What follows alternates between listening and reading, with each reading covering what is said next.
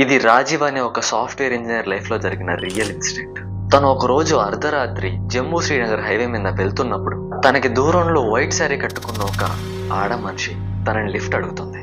ఆమెను చూసిన రాజీవ్ ఇంత అర్ధరాత్రి ఈ హైవే మధ్యలో ఒక ఆడ మనిషి ఉండడం ఏంటి అనే డౌట్ తో బైక్ ఆపలేదు. ఆమెను దాటేసి కొద్ది దూరం వెళ్ళిన రాజీవ్ ఒకసారి వెనక్కి తిరిగి చూశాడు. గెస్ వాట్, అక్కడ ఆ వైట్ శారీలో ఉండే లేడీ కనిపించలేదు. అంతలోనే తన నరాల్లో ట్విస్ట్ అయిపోయే ఇమేజ్ ని తన సైడ్ మిర్రర్ లో తను చూశాడు.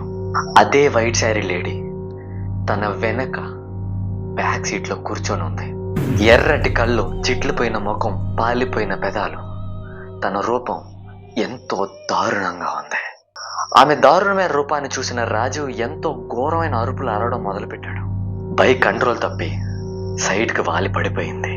పొద్దున లోకల్స్ చెప్తే అర్థమైంది రాజీవ్కి తను అందమైన అమ్మాయి కాదని, ఎంతో ప్రమాదకరమైన ఆత్మ అని. ఇలాంటి మరిన్ని హారర్ స్టోరీస్ కోసం ఈ వీడియోకి లైక్ చేసి మన ఛానల్ సబ్స్క్రైబ్ చేసుకోండి.